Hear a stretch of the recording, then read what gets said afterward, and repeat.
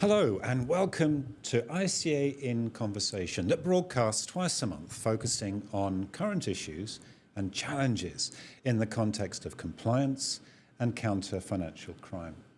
I'm Tim Tyler, and coming up we're going to consider compliance as an enabler. And to do this, I'm delighted to be joined by Valerie Nielsen. Valerie is the Managing Director of the Longview Leader Corporation. She's previously held roles in PwC as a Director of Risk Advisory and within HSBC as Chief Auditor. Valerie, thank you for joining us. We're going to follow the normal format of 20-minute discussion between Valerie and myself, and then 10 minutes for any questions that you might bring. Before we begin, though, can I briefly set the scene? This is going to be a reminder of issues that will, I'm sure, be familiar to all of those joining, wherever you are in the world. But it's important to be clear, and they provide context for our discussion. So here I'm thinking about the unprecedented challenges that we face within compliance at the moment. They've been described as VUCA, volatile, uncertain, complex, and ambiguous, whether in the context of geopolitical changes, economic headwinds, regulatory uncertainty, or escalating costs. This has had the effect of placing compliance and capabilities in compliance across the world in the crosshairs as politicians look to reduce regulatory burdens and CEOs look to reduce costs. The question is, how do we, within compliance, respond to this? And I'm going to suggest it's no longer enough to simply talk about costs of getting it wrong being so much greater than the costs of getting it right. That anecdote that I'm sure many of us have used. And of course, it is true that the costs of getting it wrong are severe. But that may not be enough. We can also say that it's vital that we assert the importance of integrity, culture, conduct to ensure the long-term viability of the businesses that we serve. But politicians and CEOs are laser-focused on this and maybe the next financial year. They may not share that concern about long-term viability. That's not to say it's not important. But we're interested here to think about our compliance narrative. That's a long introduction, longer than normal. But can I bring you into this now, Valerie? Thank you again for joining us. And can I ask, do you agree with that description? And how can we describe or promote compliance within the profession? Well, it's my pleasure to be here and truly a global event. As I am coming to everyone here from Chicago, here in Illinois, in the US, and of course you're in UK. So I just think that that's the best thing, that we can have such a conversation with different voices, particularly in the QA. So those are the things that I look forward to, and I find the most engaging. So happy to be here. Fantastic. Thank you, Valerie. Can I start by asking maybe the obvious question?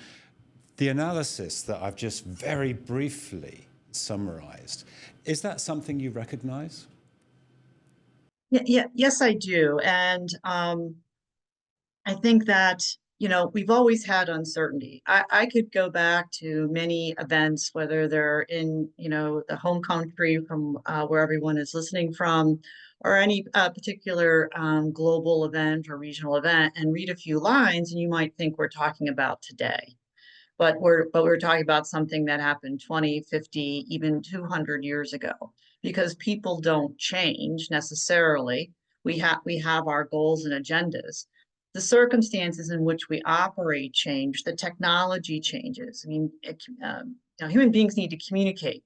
We're not using smoke signals or runners between locations. We're using our smartphones. We're all now broadcasters via social media and can say things rather than having to make copies.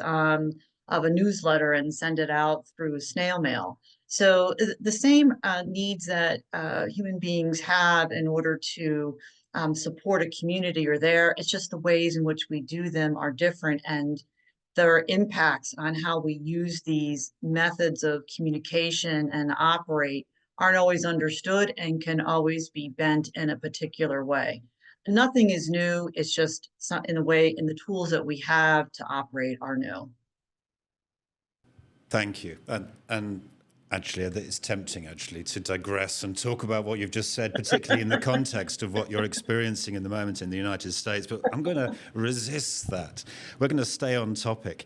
I remember when we had that conversation in Chicago, you shared some insights around this. And in particular, one thing stood out for me. And that was around 3 compliance goals. And I think it might be useful to start or continue the discussion by just thinking briefly about each of those. So, quick reminder, the 3 goals were revenue growth, cost containment, and brand protection. Candidly, I was surprised when you said that, pleasantly surprised, because that doesn't sound like a typical senior compliance professional speaking. But have I got that right? And would you like to unpack a little further? I would, Tim, and that's absolutely right. And in my writings and thought leadership and my social media on LinkedIn, I always bring things back to those 3 areas. Those are compliance goals. Those are goals of any organization. So whether you're in finance or IT, and you're probably scratching your head saying, how can that be? The leaders of our organization are evaluated on those 3 areas. They could be written in slightly different ways, but that's basically it. Whether you're a private company, a public company, even if you're a nonprofit, maybe it's not this revenue, but you still need to get donations, you're getting grants. There still has to be an inflow into your organization to support this cost structure so that then you actually can produce, deliver, provide a service. So I think sometimes that's what subject matter experts can lose sight of. And so then we're focusing on the new compliance policy, or there's a new regulation, or there's a regulation that's being changed. Then taking the next step and connecting it to those 3 areas. So then when we talk with the leaders of technology, the board, finance, we're saying how our compliance activities, process, approach is an enabler to achieve those 3 things. Because if you have a compliance problem, your regulator could shut you down. They could also constrict how you grow and acquire other companies. So I think if you change the conversation about how issues impact your organizational goals, you'll get better traction. So one of the other things that you shared when we met before was, again, just focusing on language, as you've just mentioned. So you gave the example of, we could say, we have to do this to comply. Or we could more positively say, we have to do this to be successful. And so that's, yes, I think, about reframing maybe the same ideas, but yes, reframing them in a way that senior leaders, board, CEOs will understand, because we're going to frame it in a way that aligns to their goals, what is of concern to them. Absolutely, that's a great explanation, because it's about language. Because in our subject matter areas, we can speak the language of compliance, we can speak the language of risks. I can talk about matrices, 3 by 3, 5 by 5, all kinds of fun things. But that's tactical, and that's not always interesting to everybody. What's interesting to a business leader, because we have to remember the business leader is the one out with clients. They're the ones responsible for bringing in new business and sustaining business. That takes a lot of effort, because I try to think about, I like to get paid, I like to get my salary. So there has to be those inflows. So if we think about that, we talk in the language of those business leaders and executives, we're able to get our points across than coming in with tactical and here's 20 charts and here's the red, yellow, green. We need to have those, put them in the appendix, but have that 1 or 2 slides has more of a graphical, a little less text, that talks about what you want to get across. We always have to go in there and saying, what's my ask from this leader or this group of leaders? What do I need them to get alignment on and in order to proceed? And I don't think that's something that we've practiced in our compliance, audit, or risk DNA. We're all more going in where we back off from risk. And I think we have to run towards risk. And so I'll just end with this, Tim, that inherent risk is why companies exist. There's high inherent risk to exploit. We're here to help them make sure that they put the processes, the analysis in place to reduce that inherent risk to a residual level that can be managed and understood, and then that there's the payoff of profit. That to me is the thing. We can't be, as subject matter experts, go in and say, oh, that's risk. You can't go into, that particular market or introduce that new product. We have to find ways that we can do as the business is interested. And it's not about just, rolling over and just saying, and just supporting everything. It's giving them options. It's being that innovative partner, which you may not think compliance is, but we need to be part of that journey of innovation in an organization so that we help them get everything right as much as possible the first time, then coming up after something's launched and saying, no, you should have done this, you should have done that. So God, there's so much in what you've just shared, Valerie, but can I circle back to just thinking about risk for a moment? Mm-hmm. Something else that you shared when we had coffee together was that there's a tendency for the SME mindset to be a little bit binary, sort of, no, can't do it. The risk is too high or whatever. That's not always the case. I don't want to be overly unfair, but that it can be. But I think what you're describing is a more nuanced, this is what I'm about. Risk is where I thrive. Let's find a way. Let's find answers. And that's a different, we might end up at the same place, of course, but it's a very different mindset. Of course, it's a different language, which we've already been talking about. It's a can-do, let's find a way through this, rather than finding a reason not to. Absolutely. So I would say it's like you don't want to be a stop sign. You want to be maybe a yield sign. When I was at Aon, I had a general counsel of our business unit at the time. I was in his office, and I don't know, I'm probably talking about some compliance risk issue. And so he said to me something that I've learned that comes in law school. He said, well, Valerie, we're here to help them to turn the no into a yes. So because business may come to something with us that, for input and counsel that may sound something we wouldn't do, it doesn't mean that it shouldn't be done. So maybe we say, well, if you do this disclosure, or maybe if you change this product or broke it up into two things, whatever it is, that they still can do this because it's about growth and revenue, right? And so that was actually life-changing for me to hear that phrase. How do we turn the no into a yes? And it doesn't mean that you're complacent and that you roll over what the business wants, but it's being that thought partner when there's an issues to walk through them and to navigate what's the best solution, as you were just talking about, Tim. And that's a shift in our mindset in that compliance, audit, and risk space. That it's either yes or that's either black or white. There's some gray, and we have to help them navigate the gray, which is a great book out there about navigating risk. Is one of my favorites. So this is about finding solutions rather than finding problems. Right. And if I can, just going back for a moment, you talked about, or you contrasted the stop or the yield sign. Yep. For those of us outside of America, we might need to just explain a yield sign. So from a vehicle traffic, so it'd probably be the same as give way. Yes, we need a language decodering, right, from American English to UK English, or the King's English, I should say.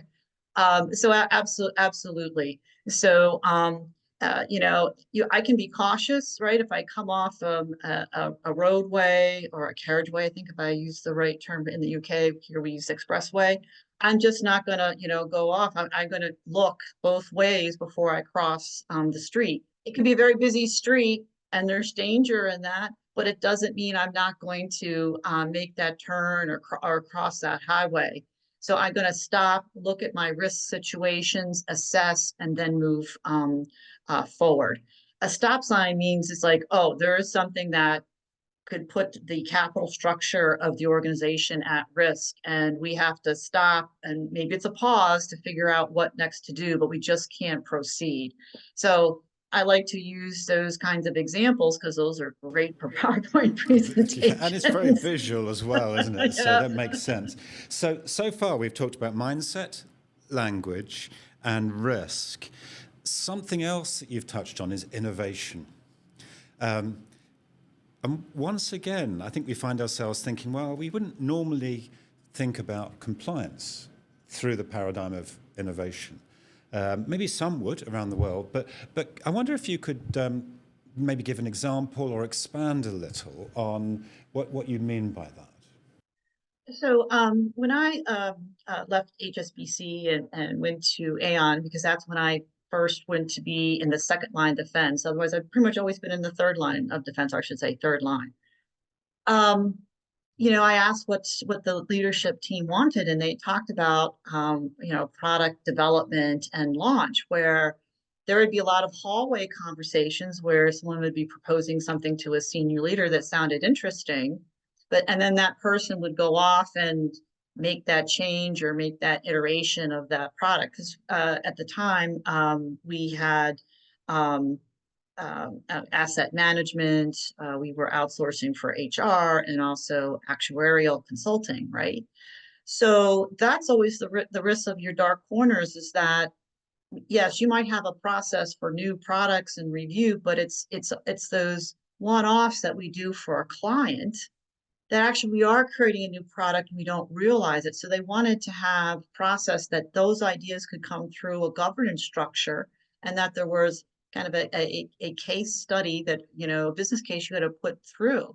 And so we would talk through those issues. It didn't mean that it wouldn't happen, but there wanted to be this clearinghouse, so there wasn't all of this kind of, as we would say in the US, Wild West of doing things for clients. Because if it's something we should do, we should understand the operational support for it, and then offer it more widely than just doing it for one or two clients. And if we are doing that, we could be creating risk and compliance issues that we hadn't thought about, that team who was doing that one-off product or service had no malintent whatsoever, but created a situation that had unintended consequences. So that's what us in risk and audit and compliance are trying to do, is foresee those unintended consequences so that they are not disruptors in our organizations.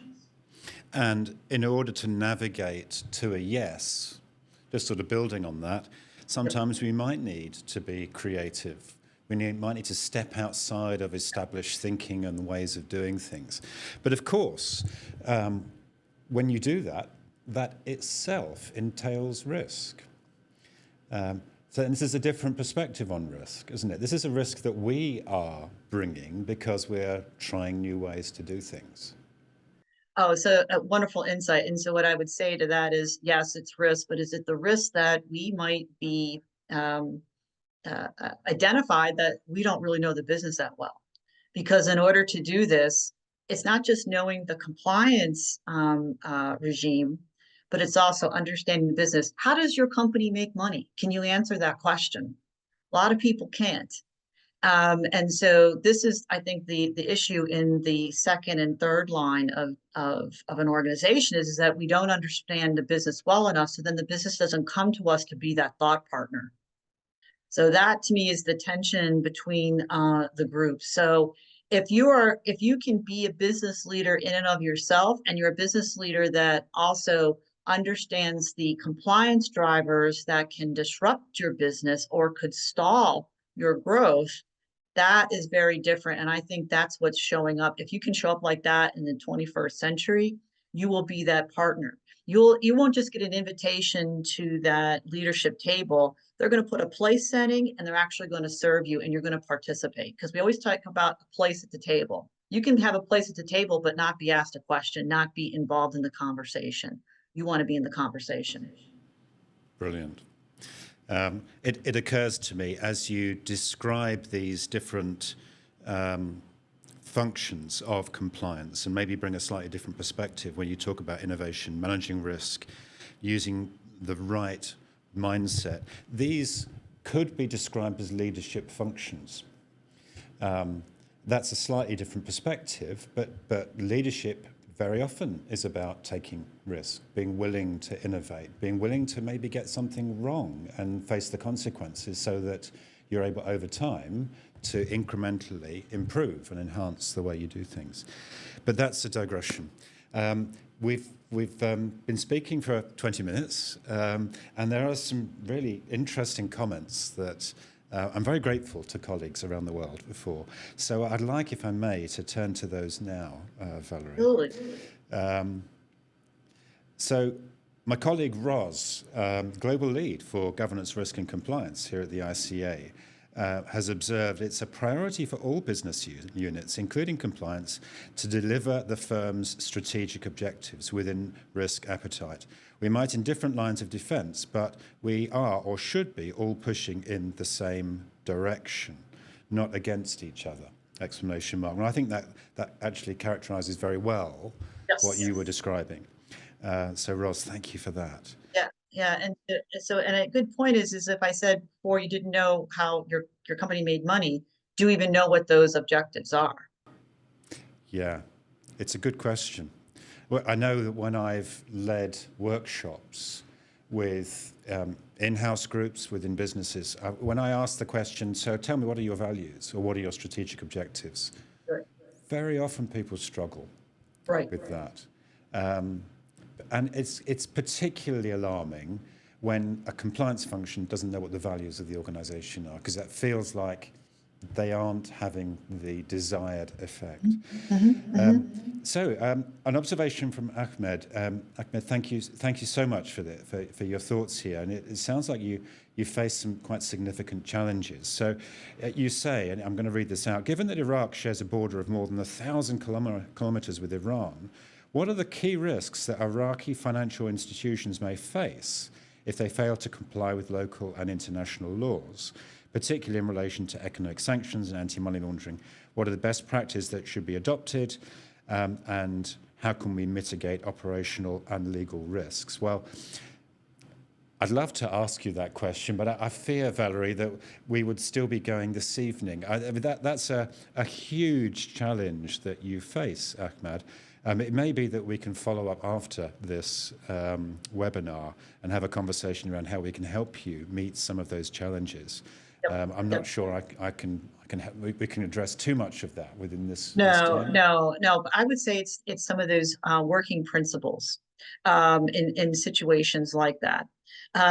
My experience in U.S. banking, and particularly working through the AML years, is that we respond by creating departments for particular regulations. We should just have good process, and it shouldn't matter too much what law, what regulation we lay on top of it. So I think that if that would be, an overarching principle I would share with Ahmed is about how do you design process that has the review, authority, approval, there's the documentation and retention of the decision making, and that you know who you're dealing with. And then not that that everything else is easy, but that would be my overarching principle on something like that, because absolutely that's a challenge. We have that here in the United States. Now that border, that's a little more contentious than some of the things we have here in the US, but we've got some very long borders too, and it can be very porous. Your southern and northern borders have come under scrutiny in recent weeks and have become a little bit more contentious. So, thank you for that. I think from my perspective, the key thing is to find a point to begin. Otherwise, it can just be overwhelming. Yep. So a really interesting observation from George, and it's great to have you with us again, George. I know that we've exchanged messages in the past, but George, you've said, I believe that the new script, or a new script, is all about risk positioning via communication channels as a way of problem solving to support the board's vision. Now I'd have to sort of break that down. So we are supporting the board's vision, which is consistent with what we've been talking about. We're thinking about how we position the risks and how we communicate them, which I think is consistent with what we've been talking about, but perhaps looking at it from a different perspective.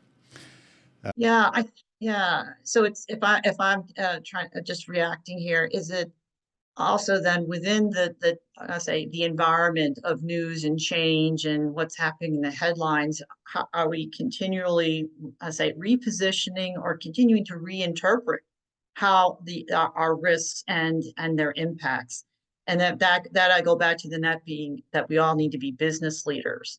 And that's not an easy thing to do. I don't mean just being a business leader, but all these changing circumstances. What does the board and leadership say to you? Well, tell me what I have to do, what's happening. And it's like, well, it could be this, it could be that, right? So that I think is that next level of development that we all are striving for, is as things will change in whatever we're doing, how do we continue? It's not just reposition, but it's reinterpret for today and tomorrow, not looking historically back at the past. Yes, and again, that carries within it some significant challenges. One of the things that we talked about when we were together in Chicago was that we need to constantly update. There's a danger that we develop something, we sit back, we think we've achieved it, and somehow rest on that without continually evolving it and adapting it to the changing circumstances. So I'm afraid I've only got time for one more question, and there are many other questions, so this is a shame. But I'd encourage those that have joined us to look through the comments, and there are some really insightful comments there. But Mandish, thank you for your thoughts here. And you've asked the question, has anyone had success pushing the compliance agenda to educate their organizations to adopt good compliance practices to enable growth? And that's the interesting thing, and that's the encouraging thing, to enable growth. I do believe compliance is a business enabler and not business prevention. Communication and collaboration is key to shifting cultures and achieving compliance and growth objectives.